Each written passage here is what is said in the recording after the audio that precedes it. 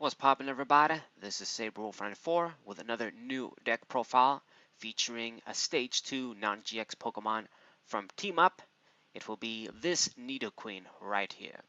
So like most Pokemon cards by now, this Nidoqueen is based on an older Nidoqueen from the EX Fard and Leaf Green, a Pokemon that was very strong back in its day, and this new Nidoqueen is supposed to emulate that.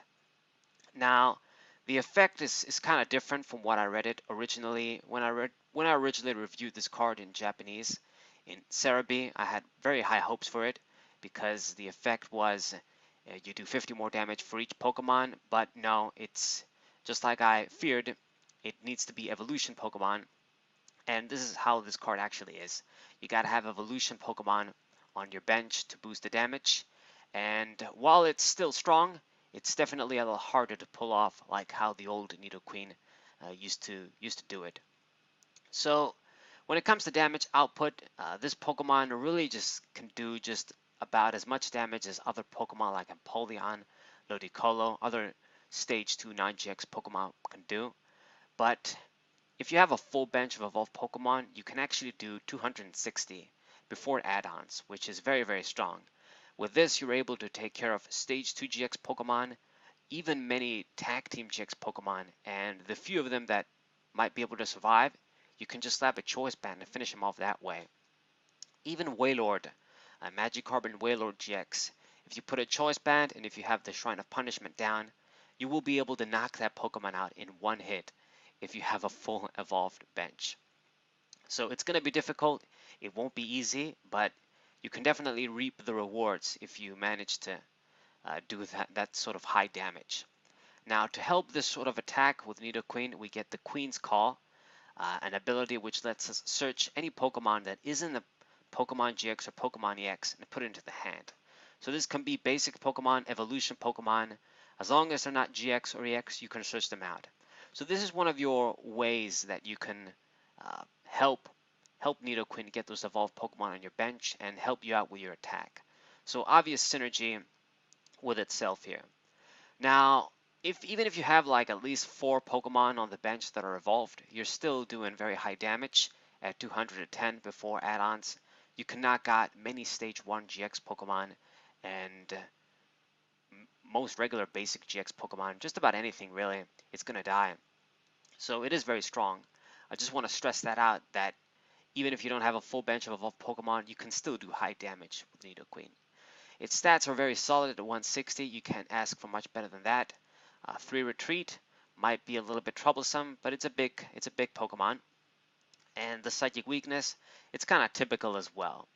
So it's just a very good Pokemon all around. The question is, can you really make it work? Yeah, the question is being able to make it work with the right deck, the right partners.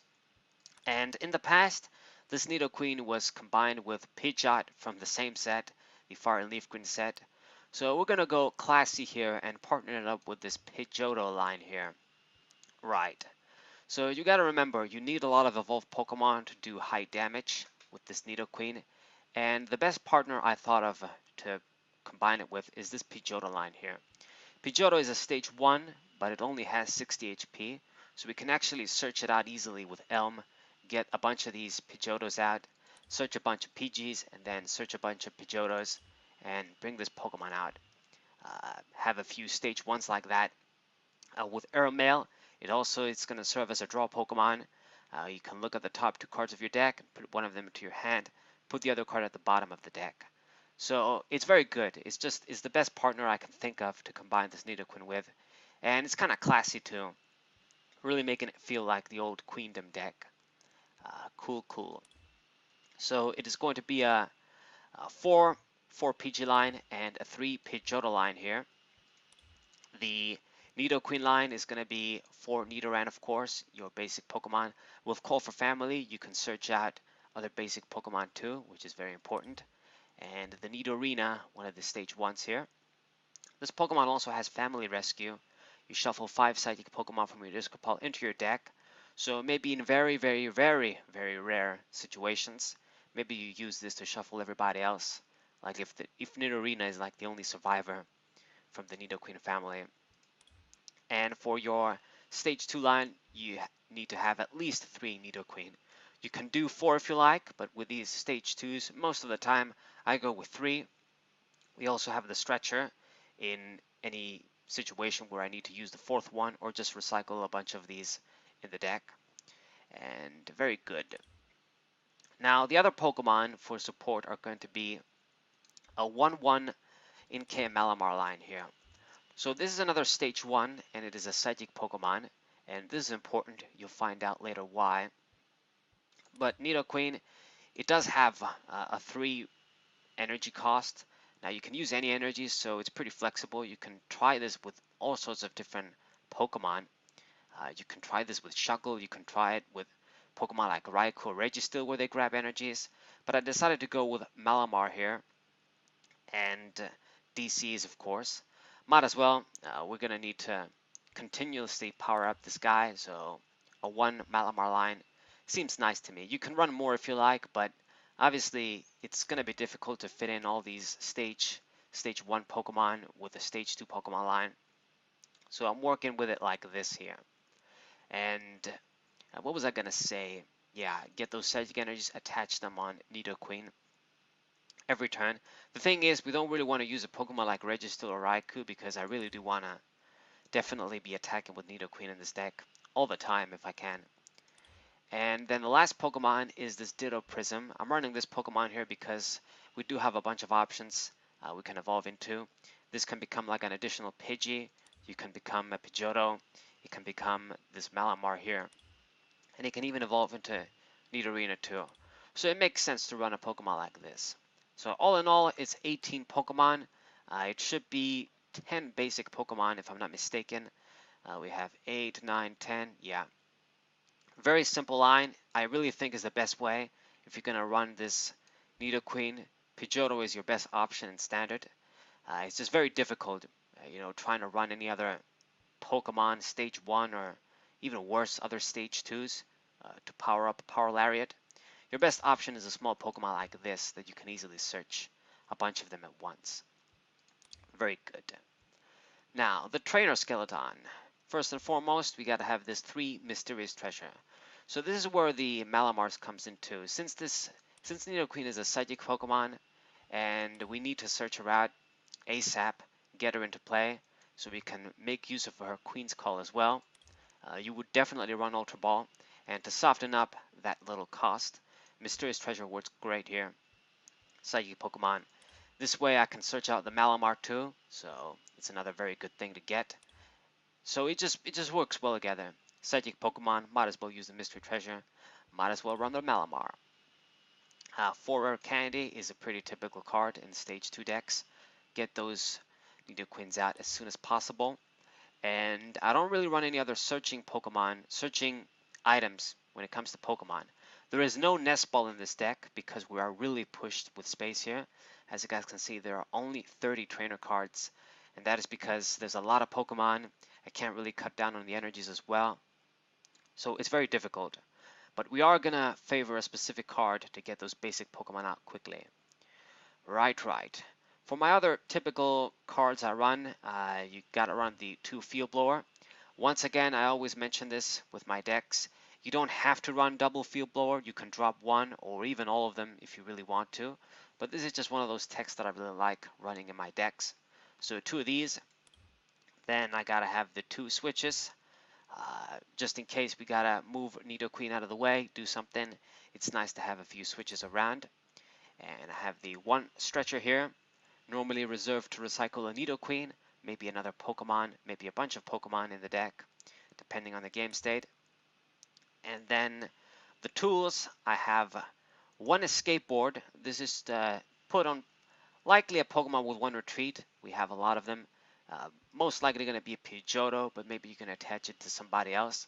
To have that free retreat, sort of a pivot, it's good to have that around. And since I don't really have the space to run any basic Pokemon like Furamasa or Tapu Koko, every Pokemon in here is a Pokemon that can potentially be an evolved Pokemon. There's no Jirachi, there's no Tapu Lele, as you guys can see, because I really just want to maximize my bench with evolved Pokemon, get as much damage I can with Nidoqueen's Power Lariat. So this is why we can't have a Pokemon like Faramasa, we gotta put something like the skateboard on Pidgeotto to have a pivot like that. And then the other two tools is 2 Choice Band to help me out with knockouts, boost the damage against those GX Pokemon, not EX because this isn't an expanded deck. And it's really good. This is an anti-meta deck at heart. I don't run any GX Pokemon. The Shrine of Punishment is in here as well, of course, 2 of these to boost the damage. Spread those damage counters with the GX Pokemon and get big knockouts. This is how this deck works. A lot of how these stage 2 decks work. You know, Charizard, Ludicolo. You're trying to use an anti-meta Pokemon like this and try and go far. Right. Now, for these supporters. My supporters are pretty typical as well. This is a really simple deck. At the end of the day, you do have to have like a sort of specific list. Like I made a few tweaks with it. But you still gotta have your 4 Cynthia, best supporter right now. Then we have the 1 Erica's Hospitality. There's a few times, there's situations where this card will fuck you over. You'll have it, it's gonna be your only supporter, and your opponent won't really have a field for you to draw cards. But at the right time, she's very good as well. So one of her, since we don't have Chorus in standard. And then I have my double Lily. Lily is still pretty good in this deck. And we have our 1 Titan Liza, just good general shuffle and draw 5. Can also be used as a switch. You never know. And then 1 Guzma, only 1 of this guy because of space. But he's the guy that's going to win you games, pull something. Also can be used as a switching card. And now for the Professor Elm, the last supporter. Run 4 of these, max number. So normally in standard, I don't really favor a card like this. I would rather run Lily, get the Lily turn 1 and search my basic Pokemon with nest balls and shit. But there really isn't a lot of space, and we really need a card like this here. It serves a lot of functions. Get those basic Pokemon immediately. Get a bunch of the PGs, get a bunch of Nidorans, maybe get the Inkay, the Ditto of course. Just get a bunch of these small Pokemon and then search a bunch of Pidgeotos. This can search me the Pidgeotos as well. Instantly get a bunch of stage 1 evolution Pokemon like that. And we can use Airmail to draw cards too. So we're going with this sort of a combo draw engine, you could say. So maxing out at 4, since I don't have Jirachi and I don't have Tapu Lele GX, we don't really have a reliable way to search this out. We don't have like Holon Transceiver. This isn't Holon Mentor or anything. So maxing it out, hopefully I see it turn 1. If we don't, maybe we'll see Lily draw a bunch of cards that way. We can search a few of the Nidorans with Mysterious Treasure as well. This can't search any psychic Pokemon. But normally you want to reserve these for Nidoqueen. I mean, if you get this turn 1 and you don't have any basic Pokemon, naturally you're going to search this guy. But I just want to stress that I can't really run Nest Ball in this deck. I'd rather just run a bunch of these, very important, Elm. If you basically run the Pidgeotto engine line, then this card is definitely in. You gotta run him. So this is how the deck kind of works. And then the last thing to talk about is the energies. Pretty typical as well. You gotta run your 4 DCEs for Nidoqueen and then a bunch of Psychic Energies for the remainder. 8 Psychic Energies just for Nidoqueen. She is the only real attacker. And dump a few maybe with Mysterious Treasure and then Malamar can get them back. Power the Nidoqueens. Keep going. So this is how the deck is. It's really simple, like I said. It's not the greatest deck. I don't want to give you guys the impression that it's some sort of tier 1 or tier 0 deck. Far from it. Like Ludicolo, it's kind of a fun deck, but if you can get it rolling, then you can reap the rewards. It can be very powerful indeed. With 4 evolved Pokemon at 210 is high damage. It obviously is similar damage output to Empoleon, and they can get that sort of damage much easier, just requiring any Pokemon on the bench. But you do have the potential to go for 262. So she can be really good. I like her. I wish she was as good as when I first read her on Cerebi, but I still like her, and we're going to show some games with her. Very, very nice. So this is the Queendom, the new Queendom deck, guys, I suppose. I'm going to call it that. And I hope you guys enjoyed this video. Hope you guys like this video. Share this with your friends if they want to see a solid Queen, Nidoqueen deck here. How to run the deck, I'm going to show you guys matches with this deck, of course, to show you guys how it works, how you can beat your opponent if you do shit right. And once again, it's gonna be hard no matter how you build this deck, since you need a bunch of evolved Pokemon to do damage, to do your maximum damage. And Pidgeotto is the best partner, just like the classic Pidgeot Nidoqueen deck. All right, so this is the video, guys. Thank you guys for watching as always, and I'll see you on the matches. What's up?